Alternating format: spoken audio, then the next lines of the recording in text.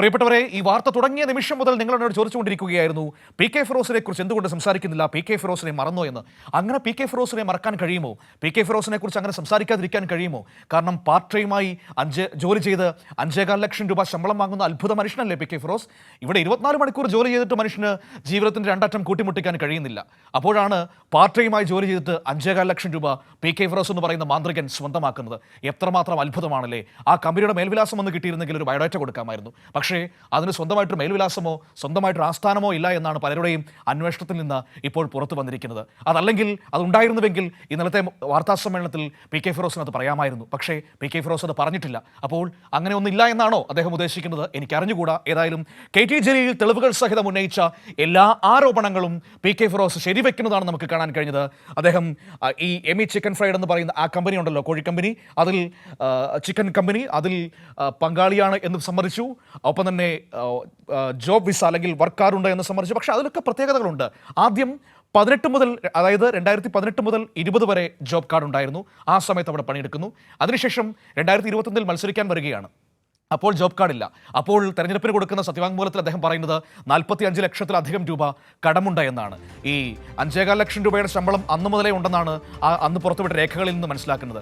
അപ്പോൾ 2018 മുതൽ 2020 വരെ 5.25 ലക്ഷം രൂപ പ്രതിമാസ ശമ്പളത്തിൽ ജോലി ചെയ്ത പി കെ ഫിറോസിന് 2021 വരുമ്പോൾ വരുമാനം എന്ന് പറയുന്നത് 4 ലക്ഷവും ഈ ബാധ്യത എന്ന് പറയുന്നത് 40 ലക്ഷത്തിലധികവുമാണ്. എനിക്ക് മനസ്സിലാകുന്നില്ല ആ കണക്കുകൾ എങ്ങനെ കോമ്പൻസേറ്റ് ചെയ്യുമെന്ന്, അല്ലെങ്കിൽ ആ കണക്കുകൾ എങ്ങനെ ലോജിക്കാകുമെന്ന് എനിക്ക് മനസ്സിലാകുന്നതേയില്ല.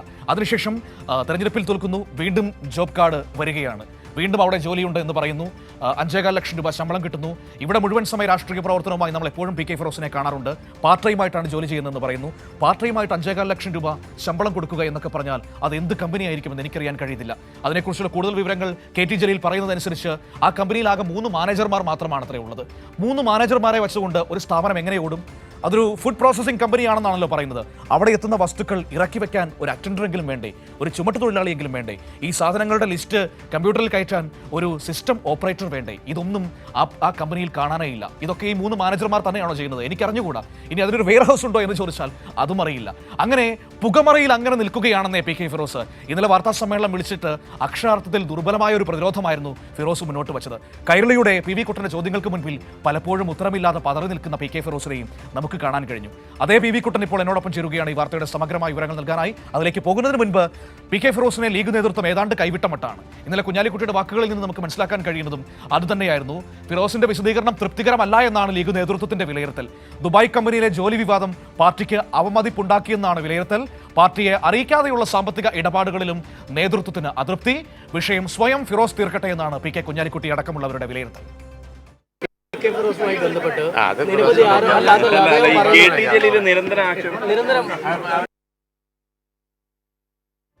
അപ്പോൾ എങ്ങനെയാണ് പി കെ കുഞ്ഞാലിക്കുട്ടി അതിനെക്കുറിച്ച് പറയുന്നത്? പി വി കുട്ടനോടൊപ്പം ചേരുകയാണ്. നോക്കാം എന്താണ് സംഭവിക്കുന്നത്. കുട്ടൻ, ഗുഡ് മോർണിംഗ്. ഇന്നലെ വാർത്താ സമ്മേളനത്തിൽ പങ്കെടുത്തു. നമ്മൾ ചോദിച്ച ഒരു ചോദ്യങ്ങൾക്കും പി കെ ഫിറോസിന് മറുപടി ഉണ്ടായിരുന്നില്ല. അതുമാത്രമല്ല, കെ ടി ജലീൽ മുന്നോട്ട് വെച്ച ആരോപണങ്ങളെല്ലാം സമ്മതിക്കുകയായിരുന്നു. ബ്രിട്ടൻ മുതൽ ദുബായ് മുതൽ അങ്ങ് അന്റാർട്ടിക്ക വരെ വർക്ക് വിസയുണ്ടെന്നാണ് ഇപ്പോൾ പറഞ്ഞു വെക്കുന്നത്. ജലീൽ ഒരു ചോദ്യമേ ഉന്നയിച്ചുള്ളൂ, ഇതിനൊക്കെ പണം എവിടുന്നാണ്? ഈ ബിസിനസ്സുകൾക്കൊക്കെ പാർട്ട്ണർഷിപ്പിൽ മുടക്കാൻ പണം എവിടുന്നാണ്? അത്രമാത്രം സാമ്പത്തിക പശ്ചാത്തലമുള്ള ഒരാളൊന്നും ആയിരുന്നില്ലല്ലോ പി കെ ഫിറോസ്. അപ്പോൾ ഈ പണം എവിടെ നിന്ന് കിട്ടി? റിവേഴ്സ് ഹവാല എന്ന് പറയുന്ന ആരോപണം ഗുരുതരമായി അവിടെ നിൽക്കുകയാണ്. ലീഗ് നേതൃത്വം അതൃപ്തിയിലാണോ? കൈവിടുകയാണോ പി കെ ഫിറോസിനെ അവർ?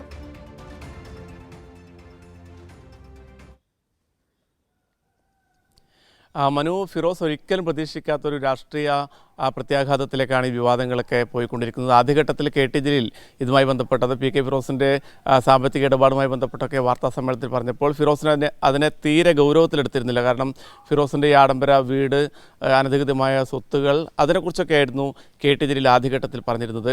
പക്ഷേ പിന്നീട് തെളിവുകൾ സഹിതം ഈ ദുബായ് കമ്പനിയിലെ ജോലി, അതിലാണ് പി കെ ഫിറോസ് ഏറ്റവും കൂടുതൽ പ്രതിരോധത്തിലായിരിക്കുന്നത്. കാരണം പാർട്ടി നേതാക്കളോടൊക്കെ ഫിറോസ് ദുബായിൽ തനിക്ക് വരുമാനമുണ്ട് എന്നൊക്കെ അറിയിച്ചിരുന്നു. അത് ഇന്നലെ വാർത്താ സമ്മേളനത്തിൽ തന്നെ പി കെ ഫിറോസ് സമ്മതിക്കുന്നുണ്ട്. പക്ഷേ ഈ ജോലി കാര്യം ഇതുവരെയും ലീഗിൻ്റെ ഒരു നേതാക്കളോടും ഫിറോസ് ഷെയർ ചെയ്തില്ല എന്നുള്ളതാണ് ലീഗ് നേതാക്കൾ പറയുന്നത്. ഫിറോസും ഇന്നലെ ഏതാണ്ട് ആ തരത്തിൽ തന്നെയാണ് പ്രതികരിച്ചിരിക്കുന്നത്. അതായത് ഇന്നലത്തെ വാർത്താ സമ്മേളനം നമ്മൾ കണ്ടപ്പോൾ നമുക്കറിയാലോ, പൂർണ്ണമായും പ്രതിരോധത്തിലാണ്. കെ ടി ജലീൽ ഉന്നയിച്ച വെളിപ്പെടുത്തലുകൾ, പുറത്തു കൊണ്ടുവന്ന കാര്യങ്ങളൊക്കെ എല്ലാം സമ്മതിച്ചുകൊണ്ടായിരുന്നു അദ്ദേഹത്തിൻ്റെ വാർത്താ സമ്മേളനം ഉടനീളം നടന്നിരുന്നത്. വാർത്താ സമ്മേളനം ഉടനീളം തികച്ചും പ്രതിരോധത്തിലാവുന്ന PK ഫിറോസിനെ നമ്മൾ കണ്ടു. നമ്മളൊക്കെ ചോദ്യങ്ങൾ ചോദിക്കുമ്പോൾ വളരെ വിചിത്രമായ, എനിക്ക് തന്നെ തോന്നിയിരുന്നു ഫിറോസിന് ഇതെന്താണ് പറ്റിയത്. കാരണം ഞാനൊരു ചോദ്യം ഫിറോസോട് ചോദിച്ചത് മനു ശ്രദ്ധിച്ചിട്ടുണ്ടാകും. അത് പല ചോദ്യങ്ങൾക്കിടയിൽ ഒരു ചോദ്യം, അതായത് ഈ കേരളത്തിന് ഇത് പുതുമയുള്ള കാര്യമാണ്, മറ്റൊരു രാഷ്ട്രീയ നേതാക്കളും ഇവിടെ പ്രവർത്തിച്ചുകൊണ്ട് പുറത്ത് അങ്ങനെ ജോലി ചെയ്യാറില്ല, വരുമാനം ഉണ്ടാക്കാറില്ല. അപ്പോൾ ഫിറോസ് പറഞ്ഞതിൽ ഞങ്ങൾ ഈ ധാർമ്മികതയെക്കുറിച്ച് പറഞ്ഞപ്പോൾ ഫിറോസ് പറയുന്നത് അതിൽ എന്താണ് ധാർമ്മിക പ്രശ്നം?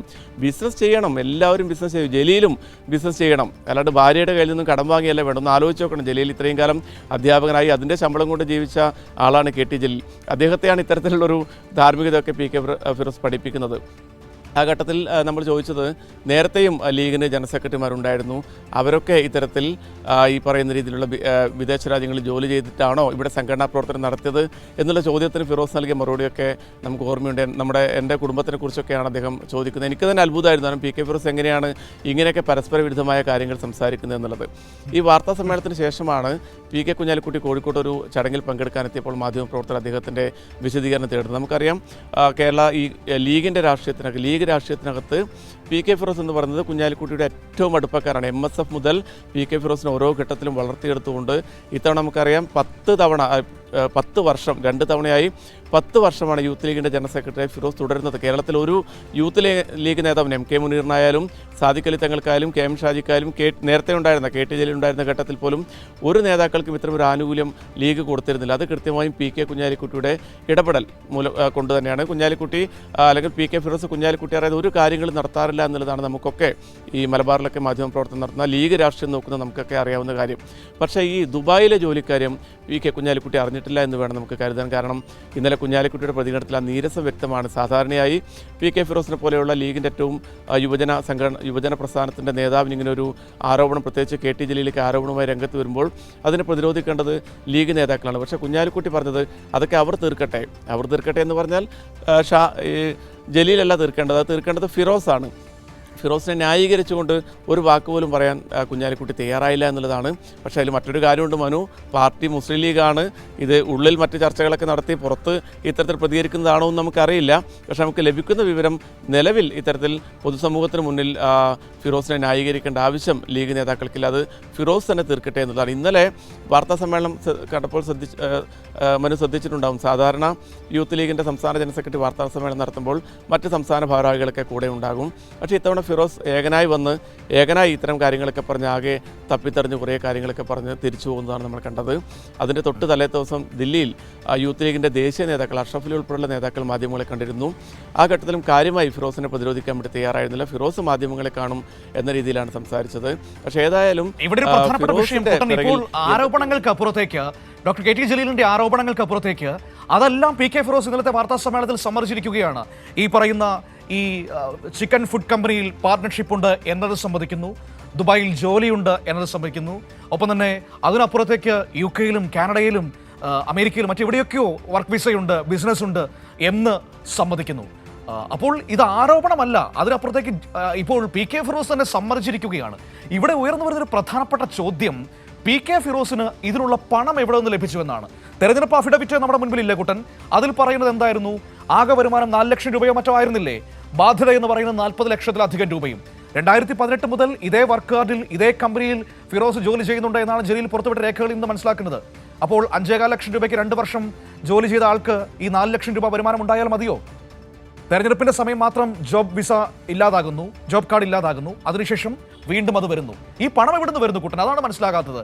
കുട്ടന്റെ അറിവിൽ ലോകത്ത് എവിടെയെങ്കിലും വീട്ടിലിരുന്ന് പണിയെടുത്താൽ 5.25 ലക്ഷം രൂപ കിട്ടുമോ? എനിക്കറിഞ്ഞുകൂടാ.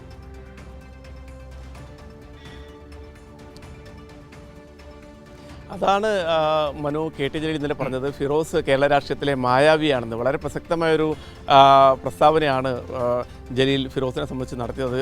വ്യക്തിപരമായ പരാമർശങ്ങളാണെങ്കിൽ പോലും രാഷ്ട്രീയത്തിൽ അതൊരു കൗതുകമുള്ള പരാമർശമാണ്. കാരണം ഇത്തരത്തിൽ ഒരേ സമയത്ത് ഒരുപാട് സ്ഥലങ്ങളിൽ ജോലി ചെയ്യുന്ന ഒരാളെ ആദ്യമായിട്ടാണ് കാണുന്നത് എന്നുള്ളതാണ്. കാരണം ഈ അതിലേറ്റവും തന്ത്രപരമായ നീക്കം ഞങ്ങൾ ചോദിക്കുന്നുണ്ട് 2021 തെരഞ്ഞെടുപ്പ് സമയത്ത് അഫിഡവിറ്റിൽ ഇത് കാണിച്ചിരുന്നോ ചോദിച്ചപ്പോൾ അദ്ദേഹം പറഞ്ഞത് ആ സമയത്ത് താൻ കൊടുത്ത അഫിഡവിറ്റ് സത്യസന്ധമാണ്.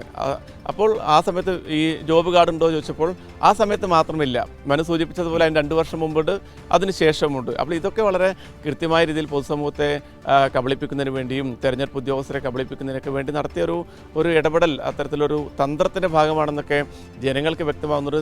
അതോടൊപ്പം തന്നെ ജലീൽ ആരോപണങ്ങളല്ല, ജലീൽ വളരെ കൃത്യമായ വെളിപ്പെടുത്തലുകളാണ് ഓരോ ഘട്ടങ്ങളിലും തെളിവ് സഹിതം. അതായത് നമ്മളുൾപ്പെടെ ഈ ഇത്തരത്തിൽ ദുബായിൽ 5.25 ലക്ഷത്തിൻ്റെ ജോലിയുണ്ടെന്ന് അവിടെ സെയിൽസ് മാനേജറായി ജോലി ചെയ്യുന്നു എന്നൊക്കെ ജലീൽ പറഞ്ഞപ്പോൾ ഒരു അവിശ്വസനീയമായ കാര്യമായിരുന്നു. ഇന്നലെ വാർത്താ സമ്മേളനത്തിൽ അതിന് എന്തെങ്കിലും തരത്തിലൊരു പ്രതികരണം അങ്ങനെ ഇല്ലയെന്നോ അല്ലെങ്കിൽ താനങ്ങനെ ജോലി ചെയ്യുന്നില്ല എന്നുള്ള കാര്യങ്ങളൊക്കെ ഫിറോസ് പറയുമെന്നാണ് നമ്മളൊക്കെ വിചാരിച്ചത്. പക്ഷേ ഫിറോസ് തുടക്കത്തിൽ തന്നെ ജലീൽ പറഞ്ഞ എല്ലാ കാര്യങ്ങളും ഞാൻ അംഗീകരിക്കുകയാണ്. ഇനി ജലീലിന് അറിയാത്തൊരു കാര്യം കൂടി ഞാൻ പറയാം, ജലീൽ പറയാത്ത കുറേ ബിസിനസ് കൂടി എനിക്കുണ്ട് എന്നൊക്കെ തരത്തിലുള്ള പ്രസ്താവനകൾ ഫിറോസ് നടത്തുന്നു.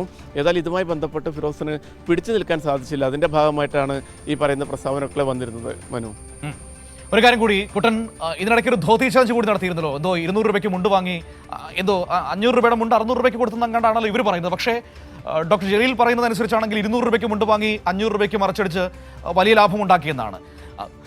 നിമിഷ നേരം മതി പി കെ ഫിറോസിന് ആ ആരോപണങ്ങളെ പൊളിക്കാൻ, അല്ലെങ്കിൽ ആ പറയുന്ന ആക്ഷേപങ്ങളെ പൊളിക്കാൻ. അതിന് GST ബില്ല് അങ്ങോട്ട് കാണിച്ചു കൊടുക്കുക, എന്നിട്ട് പൊതുസമൂഹത്തോട് പറയുക, അതാ ഞങ്ങൾ ധോത്തി വാങ്ങിയതിൻ്റെ ബില്ല് ഇതാണ്, നിങ്ങൾക്ക് പരിശോധിക്കാം എന്ന് പറഞ്ഞാൽ മതി. പക്ഷേ അതിന് കഴിയുന്നില്ല. അതെന്തുകൊണ്ടാണ് കുട്ടൻ? അപ്പോൾ ഡോക്ടർ ജലീൽ ഉന്നയിച്ച ആരോപണങ്ങളിൽ വസ്തുതയുണ്ടെന്ന് വേണ്ട നമ്മൾ കരുതാൻ. അതാ ഞാൻ പറഞ്ഞത്, അതിനൊന്നും അത് തീർച്ചയായും, കാരണം വളരെ വസ്തുതാപരമായ വിമർശനങ്ങളാണ്, വെളിപ്പെടുത്തലുകളാണ് ജലീൽ നടത്തിയെന്ന് കേരള സമൂഹം കണ്ടുകൊണ്ടിരിക്കുകയല്ലേ. കാരണം 2,72,000 മുണ്ടുകളാണ് ഈ ദൗത്യ ചലഞ്ചിൻ്റെ ഭാഗമായി വിറ്റത്. അത് വെറും 200 രൂപയുടെ മുണ്ടുകളാണ് 600 രൂപക്ക് വിറ്റത് എന്നുള്ളതാണ് KT ജലീൽ പറഞ്ഞ വളരെ ഗുരുതരമായ കാര്യം. അതൊക്കെ വേണമെങ്കിൽ എന്ത് ചെയ്യാം, ഫിറോസിന് ഇന്നലെ മനു പറഞ്ഞതുപോലെ അതിൻ്റെ ബില്ലുകളൊക്കെ ഹാജർ. ഒരു വാർത്താ സമ്മേളനം എന്ന് പറയുമ്പോൾ ഇത്രയും ഗുരുതരമായ വെളിപ്പെടുത്തലുകളുടെ മുന്നിൽ ഒരു വാർത്താ സമ്മേളനം നടത്തുമ്പോൾ വളരെ കൃത്യമായ ഡാറ്റാസും കൃത്യമായ തെളിവുകളൊക്കെ വെച്ച് ഈ ഫിറോസിന് അതിനെ പ്രതിരോധിക്കാമായിരുന്നു. പക്ഷേ ഫിറോസ് അങ്ങനെ ഒന്നും ചെയ്തില്ല. അതുമാത്രമല്ല, ഫിറോസിൻ്റെ കൂടെ ആരും ഉണ്ടായിരുന്നില്ല. ഒറ്റക്കാണ് ഫിറോസ് വാർത്താ സമ്മേളനം നടത്തുന്നത്. കൂടെ ഒന്ന് ഷെയർ ചെയ്യാനോ അല്ലെങ്കിൽ ഈ രേഖകളൊക്കെ ഒന്ന് കയ്യിൽ പിടിക്കാനൊന്നും ആരും ഉണ്ടായിരുന്നില്ല. ഫിറോസിൻ്റെ കയ്യിൽ അത്തരത്തിലുള്ള രേഖകളുമില്ല. അതാണ് ഈ ദൗത്യ ചലഞ്ചിൻ്റെ വിവാദങ്ങളൊക്കെ വന്നപ്പോൾ 2 വർഷത്തിന് ശേഷം ഈ മുണ്ട് കാണിക്കാൻ പറ്റിയിട്ടുണ്ടെങ്കിൽ അത് നല്ല മുണ്ടാണെന്നാണ്. നന്നായി ഉപയോഗിക്കുന്നവർക്ക് മുണ്ടുകൾ എത്ര വർഷം വേണമെങ്കിലും ഉപയോഗിക്കാം. അതൊക്കെ ഒരു വിശദീകരണമാണോ എന്ന് തോന്നുന്നു. ഞാൻ പറഞ്ഞില്ല, ഇന്നലെ നമ്മൾ പൂർണ്ണമായും ആശ്ചര്യത്തിലായിരുന്നു. പി കെ ഫിറോസിനെ പോലൊരു യുവജന നേതാവ് ഇങ്ങനെയൊക്കെയാണോ പ്രതികരിക്കേണ്ടത് എന്നെ സംബന്ധിച്ചുള്ളൊരു വളരെ ആശ്ചര്യം നമുക്കുണ്ടായിരുന്നു.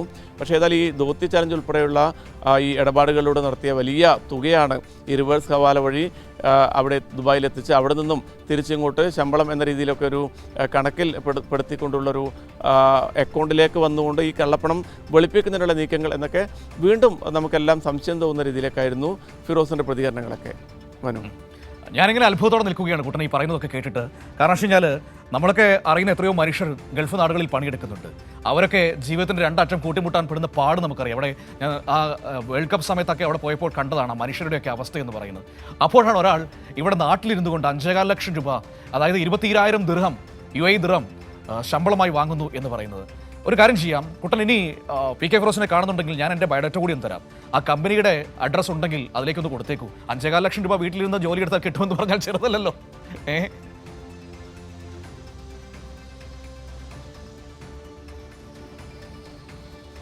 അതെ, ഫിറോസ് സ്വാഭാവികമായിട്ടും ഫിറോസ് ഇക്കാര്യം യൂത്ത് ലീഗിൻ്റെ പ്രവർത്തനോട് മാത്രമല്ല, കേരളത്തിലൊരു ഈ പറയുന്ന യുവജനങ്ങൾക്ക് ആകെ മാതൃകയാവുന്ന തരത്തിലൊരു ജോബ് ഫെസ്റ്റൊക്കെ നടത്തണം പി കെ ഫിറോസ് സാർ. അങ്ങനെ ഇത്ര ഈ 5 ലക്ഷം ഒന്നില്ലെങ്കിൽ ഇപ്പോൾ ഒരു 1-2 ലക്ഷം ശമ്പളം കിട്ടുന്ന ആൾക്കാരൊക്കെ അദ്ദേഹത്തിൻ്റെ കമ്പനിയിലേക്ക് കൊണ്ടുപോകും. പക്ഷേ അത് അദ്ദേഹം പറയുന്നത് അത് നടക്കില്ല. കാരണം ഈ 3 ജീവനക്കാർ മാത്രമുള്ള കമ്പനിയെ പറ്റിയാണല്ലോ നമ്മുടെ പ്രധാനപ്പെട്ട ഒരു ചോദ്യം.